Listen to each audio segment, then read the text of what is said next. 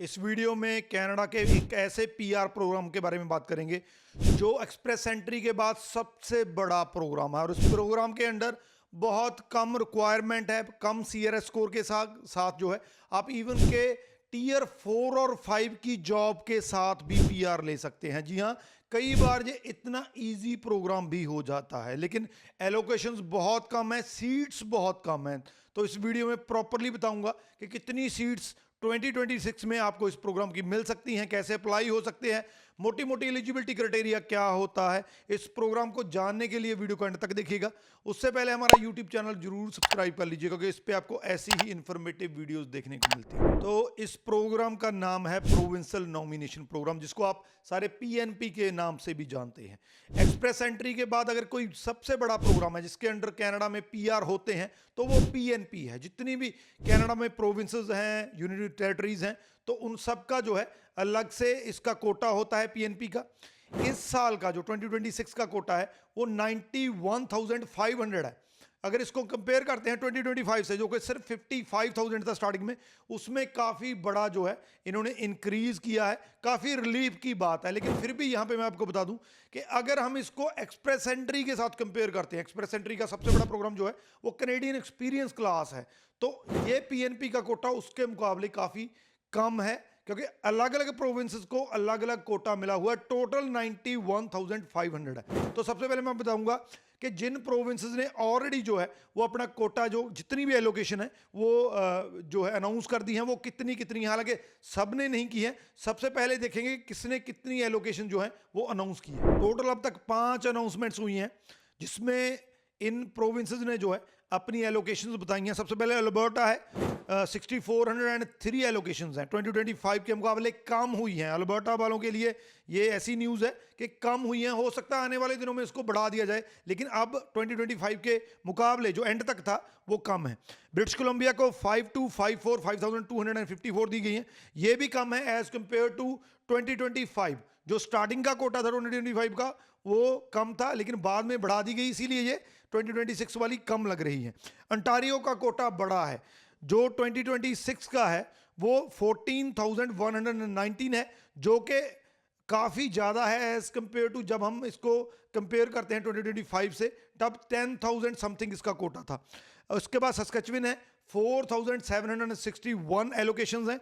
जूकॉन वालों के लिए ये टेरिटरी है, आउटर एरिया है 281 का, क्योंकि यहाँ पे पॉपुलेशन बहुत कम है, तो 282 जो है इसकी एलोकेशंस हैं। तो ये जो टोटल एलोकेशंस हैं अब तक जिन प्रोविंसेस ने अनाउंस कर दी हैं, तो ये टोटल मैंने आपको बताई हैं। अब अगर आप किसी भी पीएनपी में अप्लाई करते हैं तो पीएनपी की मोटी मोटी रिक्वायरमेंट्स आपको बता देता हूं। बहुत सी प्रोविंसेस की रिक्वायरमेंट सिंपल है, वहां पे जो प्रोग्राम चलते हैं, अगर आप एम्प्लॉयर या स्किल्ड प्रोग्राम में अप्लाई करते हैं तो वहां पे आपकी जो जॉब है, वहाँ की जो इन डिमांड जो लिस्ट है उसमें आनी चाहिए। आपका एम्प्लॉयर जो है वो पीएनपी में आपको सपोर्ट करने के लिए एलिजिबल होना चाहिए। तो ये मोटी मोटी कंडीशंस होती हैं। बाकी इसके अंडर भी जो आप किसी भी पीएनपी में अप्लाई करते हैं उसमें आगे सब डोमेन्स होती हैं, उसमें आगे भी कई प्रोग्राम चलते हैं जिसके अंडर भी आपका जो है जो प्रोफाइल फिट बैठता है, आपको उसी के लिए ही अप्लाई करना है। बहुत से स्टूडेंट्स का एक क्वेश्चन होता है कि अगर मैं अंटारियो या बीसी को छोड़कर आउटर प्रोविंस में चला जाऊं, नोवा स्कोशिया में चला जाऊं, न्यू ब्रिस्बेन चला जाऊं, तो क्या मेरी पॉसिबिलिटी हो सकती है। इट डिपेंड्स कि आप पहली बात तो अगर आप अंटारियो में हैं, आपको अगर नोवा स्कोशिया या न्यू ब्रुंसविक से कोई जॉब ऑफर मिल रहा है और वो जॉब ऑफर भी वहां से मिल रहा है जहां पे आप सारी पीएनपी की एलिजिबिलिटी पूरी करते हैं, तो ही आपको मूव होने का फायदा है।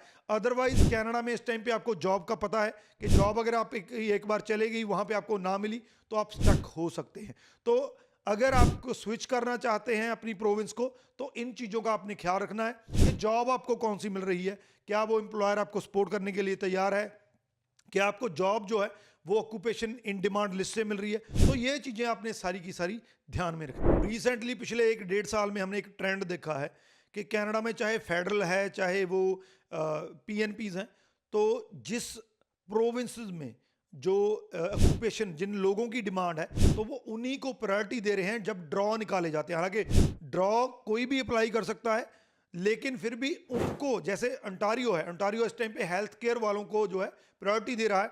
जितने भी ड्रॉ निकले हैं अंटारियो के, तो उसमें मोस्टली जो है वो हेल्थ केयर वालों को इनवाइट किया गया। तो जिस भी प्रोविंस में जिस तरह के लोगों की ज़रूरत है, जिस स्किल, जिस ऑक्यूपेशन के लोगों की ज़रूरत है, तो उस तरीके से तो आपने अपना पीएनपी जो है उसी तरीके से जो है चूज़ करना है। जो आपका पास्ट एक्सपीरियंस रहा है, जो आपकी एजुकेशन रही है, जो आपके पास स्किल है, उसके हिसाब से अपना पीएनपी जो है चूज़ कर सकते हैं। अगर नहीं पता है कि आपका प्रोफाइल जो है, आपका एक्सपीरियंस जो है वो किस पीएनपी में सूट बैठता है, किस पीएनपी में आपके जो है चांसेस ज़्यादा हैं, तो हमारे नंबर नीचे दिए गए हैं, व्हाट्सएप नंबर भी सेम है, तो आप हमें कांटेक्ट कर सकते हैं, अपना प्रोफाइल लिख के भेज सकते हैं। On the basis of your profile हम असेसमेंट करके आपको बता देंगे कि ये पीएनपी जो है वो आपके लिए सूट करता है। इसके अलावा अगर आपका कोई क्वेश्चन है, आपने प्रोविंस स्विच करना है, जहाँ किसी तरीके का आपका जॉब से रिलेटेड है कि क्या ये जॉब सही है कि नहीं है, तो भी आप नीचे कमेंट में सेक्शन में अपना क्वेश्चन छोड़ सकते हैं। बाकी इस वीडियो को शेयर जरूर कर दीजिए, क्योंकि बहुत ज़्यादा इंपॉर्टेंट वीडियो है उनके लिए जो इस टाइम पे पीआर या सेटलमेंट होने की जो है राह देख रहे हैं। इस वीडियो के रिगार्डिंग क्वेश्चन है तो नीचे लिख दीजिए। राजवी चहल, थैंक यू सो मच।